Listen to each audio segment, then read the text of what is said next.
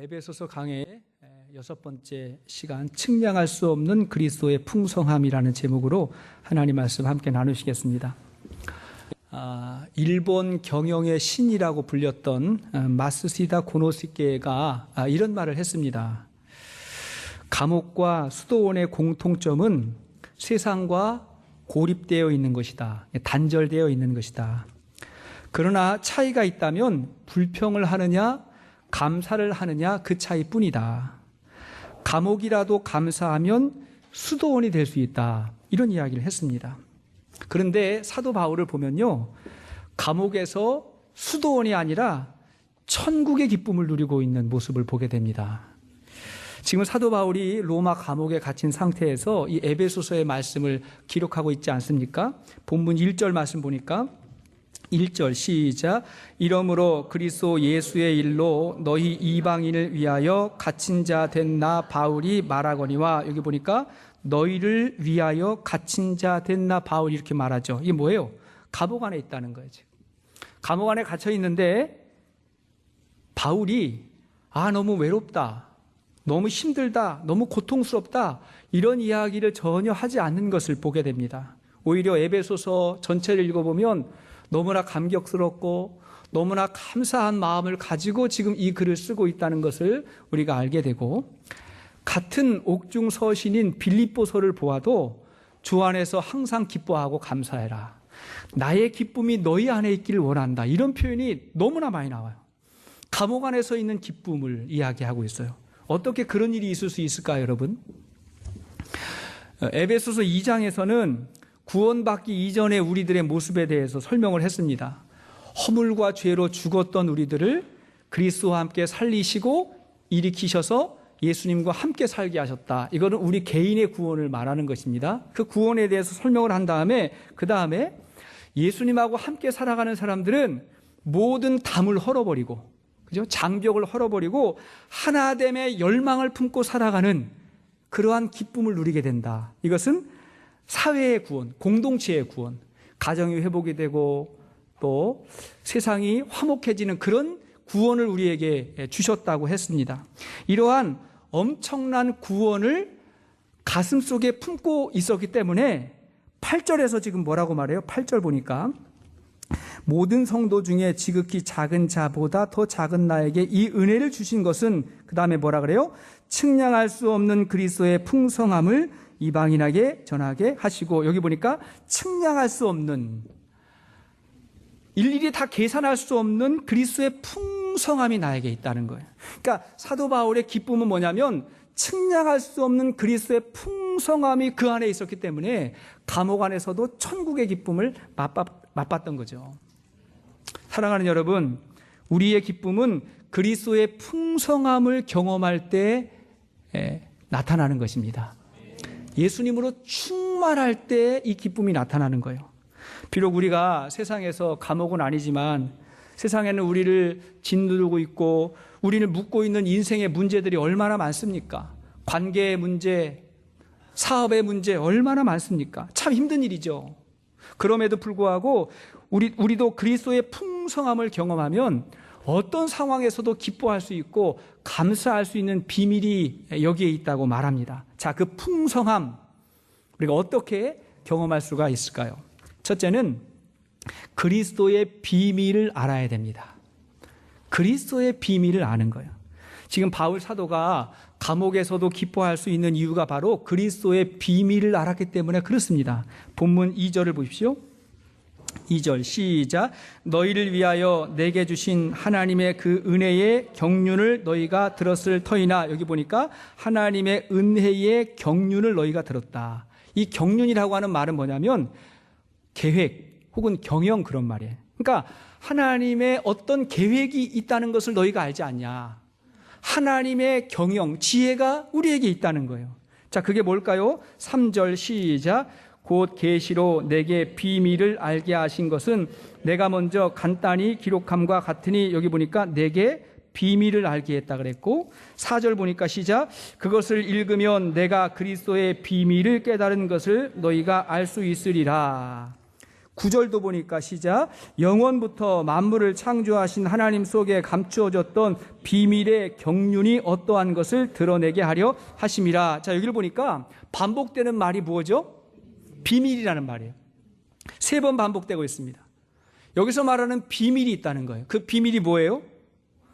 세상의 모든 사람들이, 유대인이나 이방인이나 모든 사람들이 예수 그리스도를 믿음으로 말미암아 구원받게 되었다는 그 비밀을 말하는 겁니다.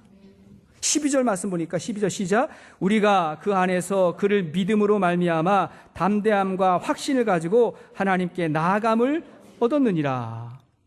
믿음으로 말미암아 하나님께 나아간다. 예수를 믿기만 하면 누구든지 하나님께 나아가서 구원을 받게 된다. 심지어 이방인일지라도. 여러분, 믿음으로 말미암아 하나님께 나아간다는 말, 우리에게 익숙해요, 익숙하지 않아요? 익숙하죠. 그래서 때로는 별로 감동이 없을 때도 있어요, 이런 이야기 들을 때. 근데 지금 사도 바울이 지금 이 이야기 할 때는요, 이게 엄청난 이야기를 하는 겁니다. 이방인들도, 그 원수들도, 지옥의 연료로나 사용될 수 있는 그런 이방인들도 동일하게 예수 안에서 하나가 되고 가족이 되고 하나님의 자녀가 되었다. 엄청난 이야기를 지금 하고 있는 거예요. 누구나 예외 없이 구원받는다는 거예요. 사실은 오늘날에도 이 비밀을 모르고 있는 사람들이 많습니다. 교회 안에서도 이 비밀을 모르는 사람들이 종종 있습니다. 우리가 예수를 믿는다는 것은요, 신앙을 가지고 있다는 건 뭐냐면 이 비밀을 안다는 거예요. 비밀을 깨달았다는 거예요. 이 비밀을 알지 못하는 세상 사람들은 기독교인들 또 교회에 대해서 좀 불편한 마음을 가지고 있어요. 어떤 마음이에요? 왜 예수님에게만 구원이 있다고 말하냐? 그렇죠? 모든 종교는 비슷한 거 아니냐? 왜 예수를 믿어야만 구원이 있다고 이야기하느냐? 그렇게 이야기를 할 때가 있는데 왜 이런 말을 할까요? 이 비밀을 모르기 때문에 그런 겁니다. 여러분, 세상의 어떤 종교도 모든 종교는 다 똑같다, 누구나 다 구원받을 수 있다고 말하지 않습니다. 어떤 종교도 그래요. 그런 이야기는 종교 밖에 있는 사람들이 하는 말이에요. 어떤 종교도 그 안에 있는 사람들은 그렇게 이야기하지 않습니다. 예를 들면 이슬람 사람들에게, 무슬림들에게 모든 종교는 똑같은 거라고 그렇게 이야기하면 인정할까요? 아니요. 테러 당할지도 몰라요. 굉장히 격한 반응할지 모릅니다.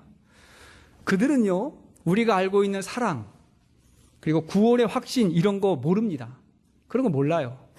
그들도 천국을 믿기 때문에 그 천국 가기 위해서 엄청나게 율법을 지키고 금욕적으로 사는데, 그럼에도 불구하고 구원의 확신은 절대로 갖지 못해요. 늘 불안불안하게 살아갑니다. 불교도 비슷합니다. 불교의 구원은 해탈인데 해탈하려면 출가해야 됩니다. 출가가 뭐죠? 가출이에요. 집을 나가야 되는 거예요. 가출해야 돼요. 그러니까 정상적인 가정생활을 하면서 해탈한다는 건 애당초 불가능해요.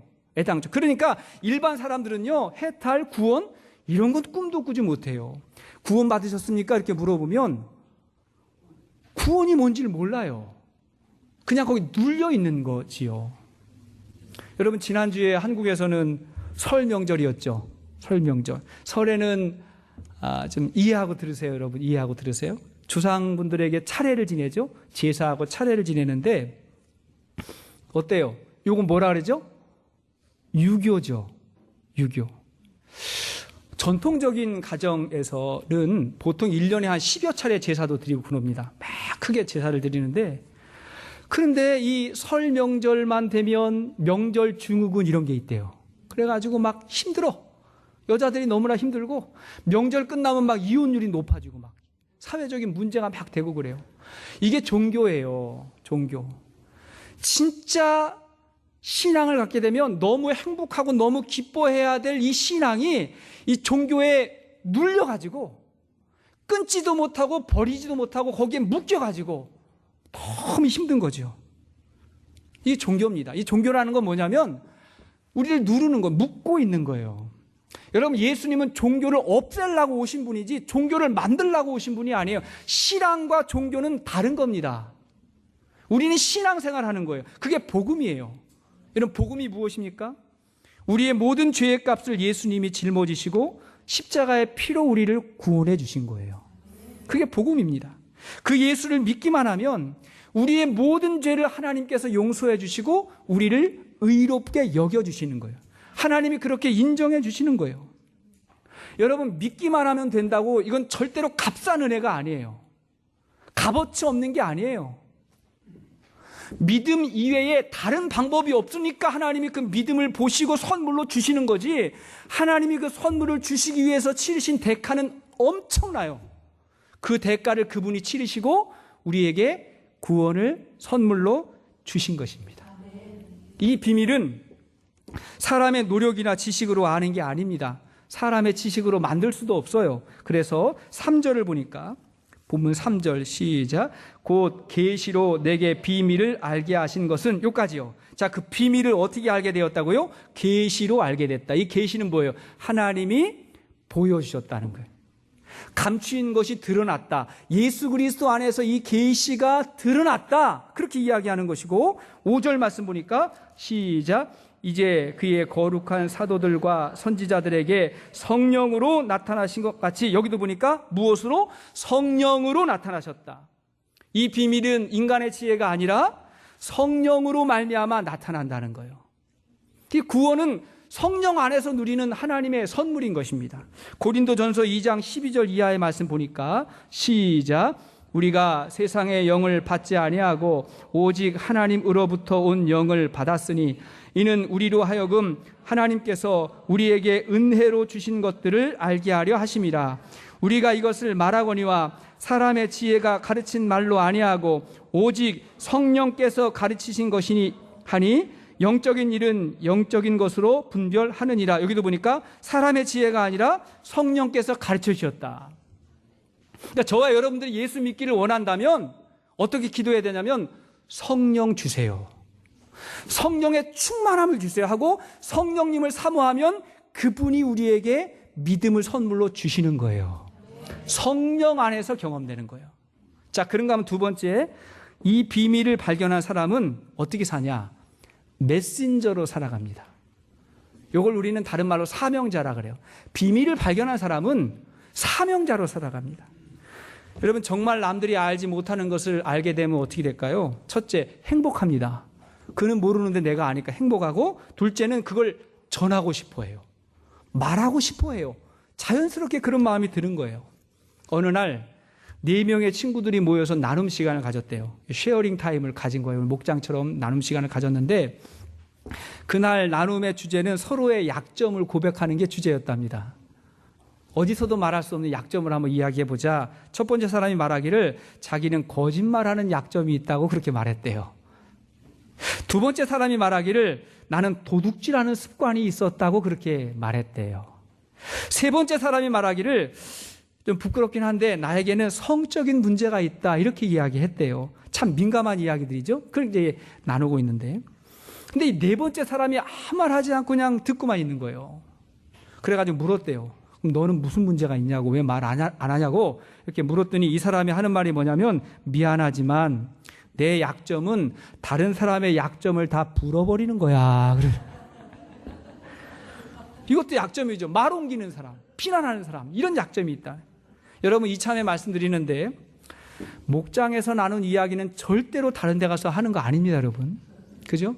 그것은 그 공동체와 가족 안에서 서로 기도하면서 나눈 이야기지 다른 데 가서 절대로 이야기하는 거 아닙니다. 그러나 그리스도의 비밀은 절대로 말하지 않을 수 없는 비밀이에요. 비밀이긴 한데 이걸 내가 알았는데 말하지 않을 수 없어요. 말해야 돼요. 그래서 지난 부흥의 주제가 뭐였죠? 나눌 수밖에 없는 비밀이었죠. 그걸 알게 되면 나눌 수밖에 없어요. 너무 귀한 거기 때문에. 어느 나라든지 처음에 이 복음이 들어갈 때는 박해, 핍박이 많았습니다. 우리나라도 마찬가지죠. 200년 전에 천주교 들어올 때도 박해가 많았고, 100여 년 전에 교회가 올 때도 그때는 일제 강점기였기 때문에 일본의 핍박이 굉장히 많았습니다. 생각해 보세요. 모든 종교가 같다 그러면 왜 박해했을까요? 아니에요. 다르니까 박해하는 거예요. 그럼 반대로 왜 그 박해를 받으면서까지 전해야 될까요? 왜 그래요? 전할 수밖에 없는 비밀이기 때문에, 말할 수밖에 없어요. 말 안 하지 않으면 모르기 때문에 그런 거예요. 구약 선지자 예레미야가 하나님의 비밀을 깨닫고 어떤 심정이었냐면 이런 심정이었어요. 예레미야 20장 9절 이하의 말씀 보십시오. 시작.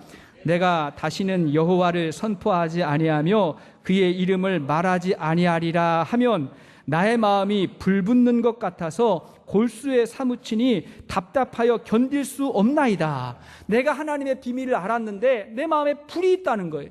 이걸 말해야 된다. 말하지 않으면 답답해서 견딜 수 없다고. 나를 오해해도, 나를 박해해도 말할 수밖에 없는 비밀이 나에게 있다고 그렇게 이야기했습니다.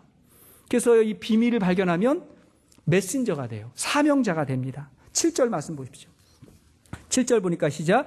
이 복음을 위하여 그의 능력이 역사하시는 대로 내게 주신 하나님의 은혜의 선물을 따라 내가 일꾼이 되었노라. 이 복음을 위하여 내가 일꾼이 되었다. 이게 뭐예요? 사도가 되었다. 그리스도의 비밀을 발견하고 나서 복음의 일꾼, 사도가 됐다 그래요.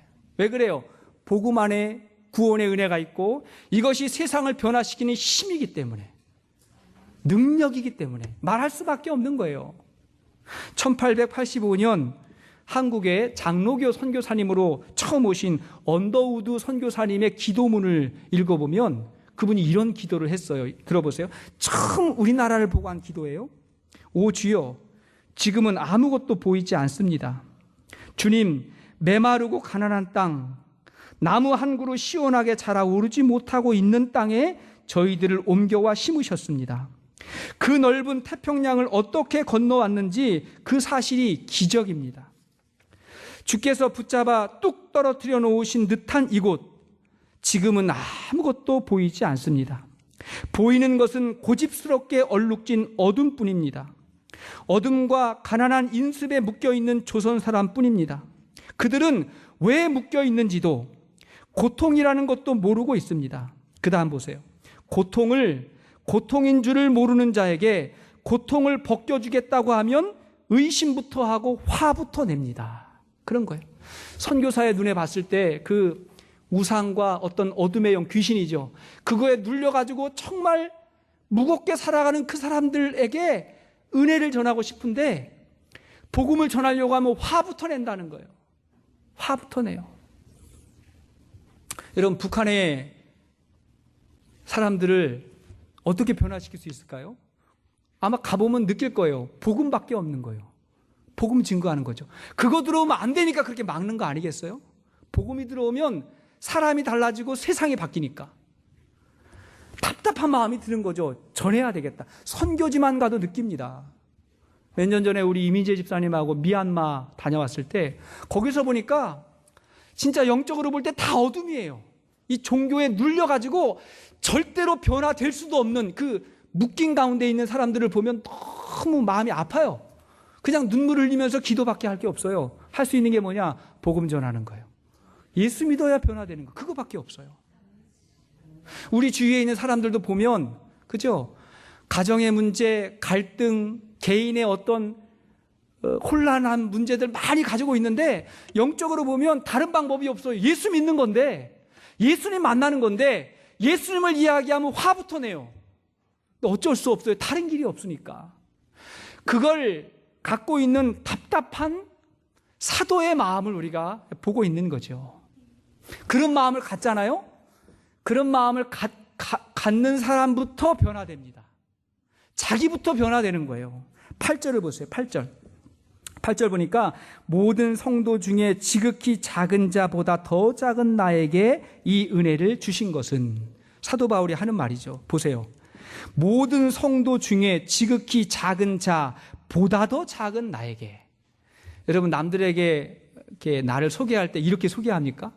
우리는 어떻게 해서라도 좀 높아 보이려고, 좀 드러내려고 막 그렇게 소개하지 않습니까?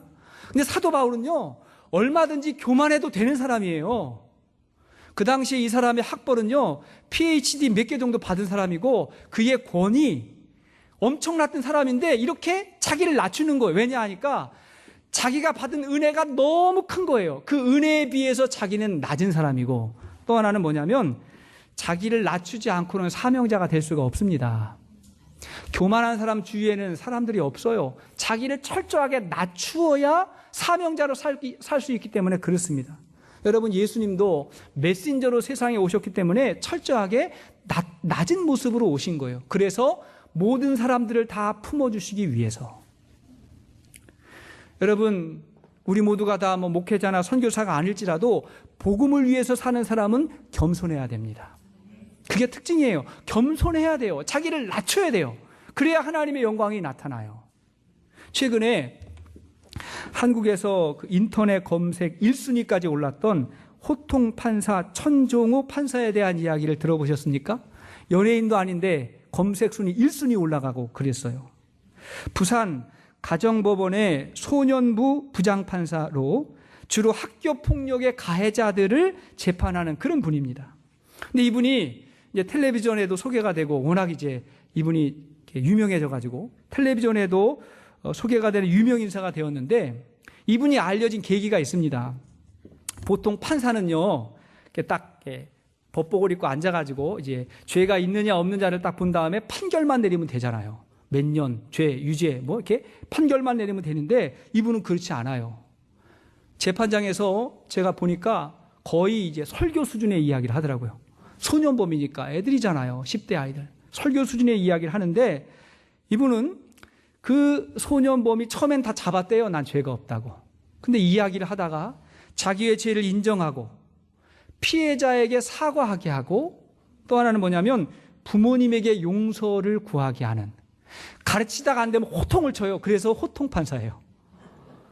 아이들이니까 호통을 쳐요. 그게 잘못된 거 아니냐고. 근데 호통을 치는데 듣는 사람이 기분 나쁘지 않은 거예요.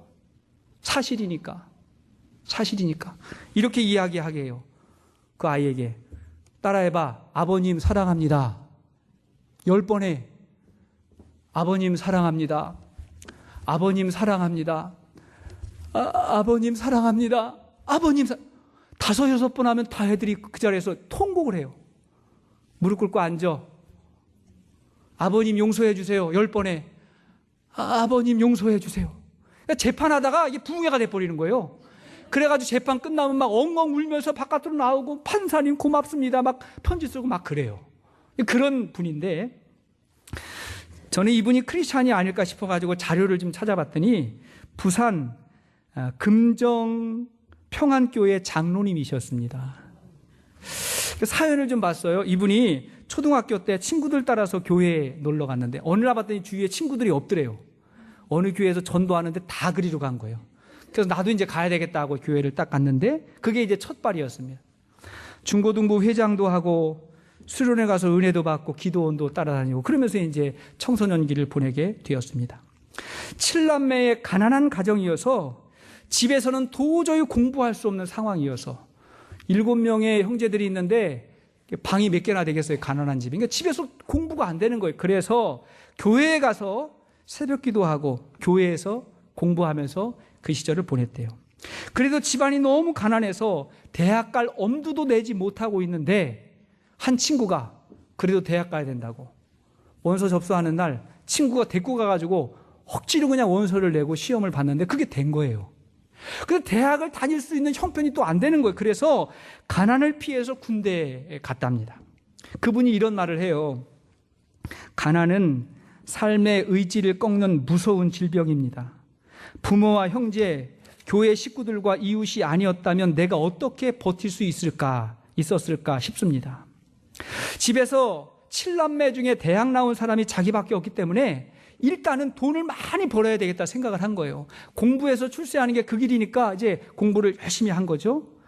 판사가 되고 나서 돈을 많이 벌어야 되니까 줄을 잘 서야 되겠다. 높은 사람들에게 잘 보여야 되겠다 싶어서 따라다니면서 술자리도 마다하지 않고 또 교회도 좀 큰 교회로 옮겨볼까 생각했대요. 왜요? 큰 교회 가면 높은 분들 있다고 생각하니까. 그러잖아요. 큰 교회 가볼까? 이런 생각도 했다는 거예요. 그리고 가난하게 산 사람들은요, 이 부에 대한 이 어떤 욕심 같은 게 있기 때문에 그렇게 살았다는 거예요. 그때 아내가 한마디 했어요. 뭐라고 이야기했냐면, 당신이 이러려고 판사 된 거 아니잖아. 당신에게 사명이 있잖아. 아내와 장모님의 기도로 정신을 차리고 2006년에는 술도 다 끊고, 그리고 2010년부터 이 비행 청소년들의 재판을 맡게 된 것이 계기가 돼서 꿈 이후에 꿈을 갖게 됐다. 첫 번째 꿈은 뭐예요? 판사 되는 거. 그 다음 꿈은 뭐예요? 그 일로 말미암아 하나님의 메신저가 되는 거예요. 사명 이후의 사명. 그죠? 우리가 어떤 걸 이루었어요? 사업에 성공했어요? 좋은 학교 들어갔어요? 그걸로 끝나는 게 아니라 그 다음이 뭐냐? 그 다음은 하나님의 메신저예요. 뭔가 하나님 나라를 위한 삶을 살아야 되겠다고 그때 생각을 했어요. 그런데 재판을 해보니까 그런 거예요.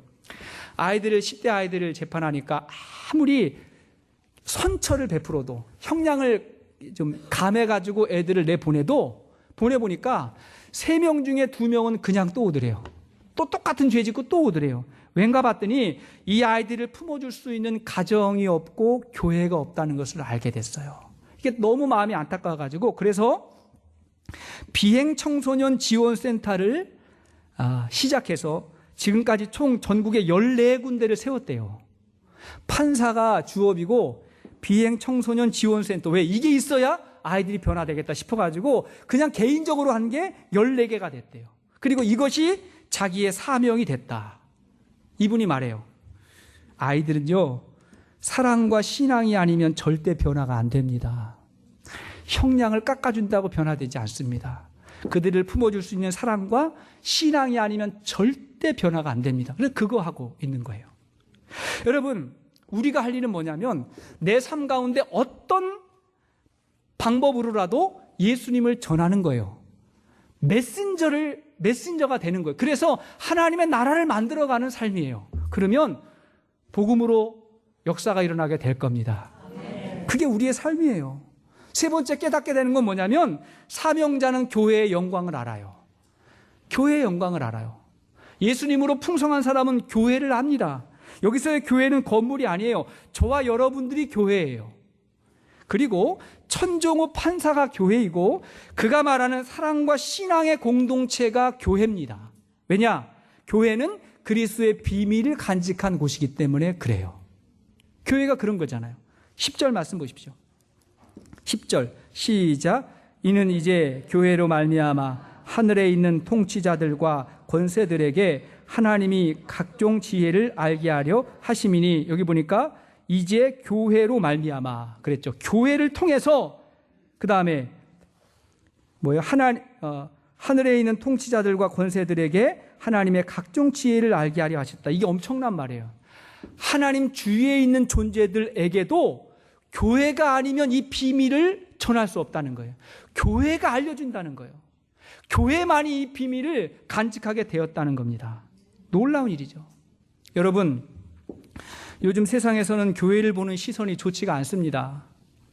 잘 모르고 부정적으로 그냥 말하는 사람도 있겠지만 때로는 실제로 교회에 문제가 많아서 되어지는 일들도 있을 거예요. 안타까운 일이죠. 그러나 복음의 능력을 경험하면 교회를 바라보는 시선이 달라집니다. 보는 눈이 바뀌는 거예요. 교회는 그리스도의 몸입니다. 여러분 믿습니까? 그리스도의 몸이에요. 오직 교회만이 그리스도의 복음을 간직하고 있고, 교회가 아니면 그리스도의 비밀을 알려줄 수가 없기 때문에 교회 밖에는 구원이 없습니다. 교회가 이 비밀을 간직한 거예요. 오늘날 교회의 변화, 교회의 부흥은 어디에서 이루어져야 되느냐? 정직한 복음, 순수한 복음, 타협이 없는 복음으로 말미암아 교회의 변화가 일어나고 교회의 역사가 일어나는 거예요. 그런 교회는요, 능력이 있어요. 성도들이 변해요. 세상에 영향력을 줄 수 있습니다. 저는 우리 교회가 그런 교회 될 수 있기를 축복합니다.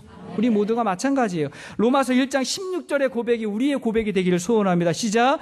내가 복음을 부끄러워하지 아니하노니 이 복음은 모든 믿는 자에게 구원을 주시는 하나님의 능력이 됨이라. 먼저는 유대인에게요, 그리고 헬라인에게로다. 이 복음, 모든 믿는 자에게 구원을 주시는 놀라운 복음이 교회 안에 있어요. 여러분, 말씀의 결론을 맺겠습니다. 이 비밀을 발견한 사람의 특징이 뭐냐면요, 복음으로 인한 고난을 영광으로 생각한다는 거예요. 고난도 영광으로 생각해요. 13절을 보십시오. 13절 시작. 그러므로 너희에게 구하노니 너희를 위한 나의 여러 환난에 대하여 낙심하지 말라. 이는 너희의 영광이니라. 여기 보니까 나의 여러 환난에 대하여 뭐하지 말라? 낙심하지 말라. 이는 너희의 영광이다. 사도 바울이 하는 말이 뭐냐면 지금 내 고난은 뭐냐면 내가 갇힌 거예요. 감옥에. 내가 감옥에 있다고 하는 걸로 낙심하지 말아라. 그게 너희의 영광이다. 내가 이렇게까지 되어도 복음이 전해질 수만 있다면 그게 너무나 귀한 하나님의 영광이라고 그렇게 이야기하는 겁니다. 여러분, 세상에 귀한 거 치고 쉬운 거 있어요, 없어요? 절대 없습니다. 쉽게 되는 건요, 죄예요, 타락이에요. 진짜 중요한 건요, 쉽게 되는 게 거의 없습니다, 여러분. 지금 평창에서 올림픽 하고 있잖아요, 올림픽 하는 걸 보면 그 선수들이 거기에 출전하기 위해서 얼마나 힘들고 고통스러운 훈련을 거쳤겠어요. 너무너무나 힘들었을 거예요. 근데 그 선수들에게 너무 힘드니까 그만하면 됐다고 포기하라고, 여기서 멈추라고 그렇게 이야기를 하면 그게 그들에게 복음이에요, 저주예요? 재수없다 그러죠. 그거 저주예요. 너무 힘드니까 포기하라는 건 저주입니다. 근데 그들이 그 시련과 고통을 극복하는 이유는 뭐예요? 그 다음에 있는 영광을 보니까. 그게 너무 귀한 거죠. 여러분, 로마서 8장 18절 말씀 보십시오. 시작. 생각하건대 현재의 고난은 장차 우리에게 나타날 영광과 비교할 수가 없도다. 우리가 믿음으로 살아가는 거, 그리고 하나님의 나라를 이루면서 메신저로 살아간다는 거 쉽지 않습니다. 절대로 쉽지 않습니다. 그러나 누가 시켜서 억지로 하는 게 아니라 성령께서 우리에게 감동을 주셔서 자발적으로 그리스도의 비밀을 발견한 자로 이 일에 우리가 순종하며 살아갈 때 장차 임할 영광이 촉히 비교할 수 없도다. 이렇게 고백합니다. 행복은 절대로 우리에게 그냥 주어지지 않습니다. 행복을 따라가면 절대로 행복이 찾아오지 않습니다. 행복은 뭐예요? 우리가 의미 있는 일에 헌신할 때, 그리고 순종할 때 결과로 찾아오는 게 행복이에요. 그 행복이 하나님 나라를 살아가는 우리 모두에게 임하게 되기를 주의 이름으로 축복합니다. 같이 한번 찬양하십시다. 기쁨으로 찬양 78장이에요.